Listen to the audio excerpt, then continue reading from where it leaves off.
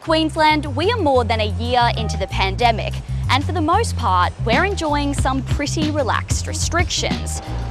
I'm in the middle of Brisbane City, surrounded by offices, but if you're an office worker, then let me guess, you're watching this at work, maybe in bed, or perhaps even both. Hey, how dare you accuse me of just getting up? I'll have you know, I got out of bed 5 minutes ago for a Zoom call. Actually, that's pretty close. Continue. Over the past 2 years, the amount of Aussies working from home has jumped from 8% to around 40%, according to the Productivity Commission. Hey, you're on mute. You're on mute? But normal looks like it's returned to Queensland, so our workplaces have simply bounced back, right?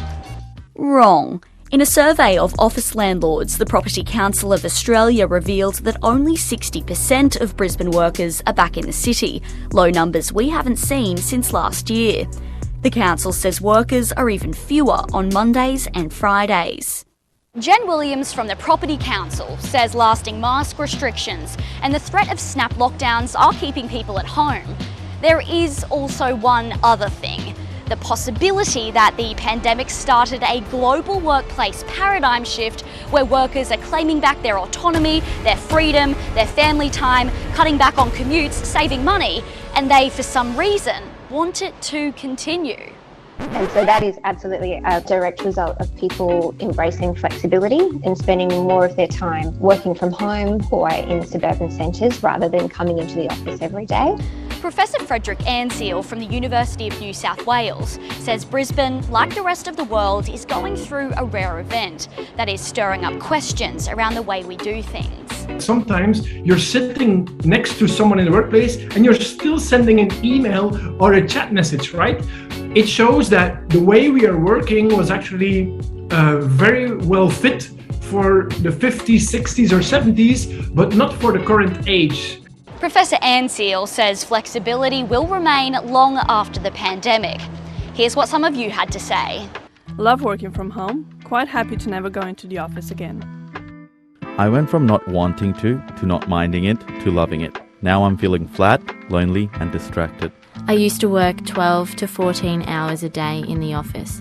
I would read bedtime stories to my kids over FaceTime. The pandemic has taught me how to embrace flexibility.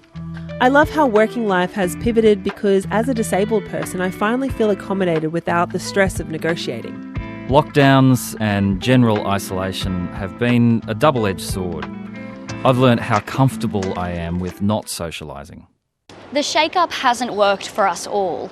On a Monday in August, Lifeline received its highest daily calls on record, the pandemic bringing on isolation and loneliness for some, heightening family issues and financial stresses.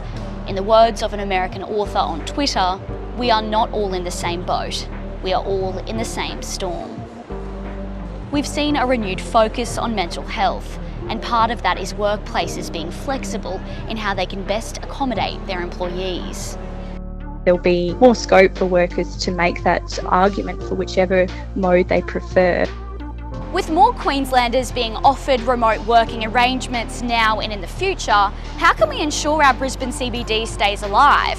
Well, we've seen some increased foot traffic and retail spending through council initiatives, offering workers free coffee, the chance to win free transport.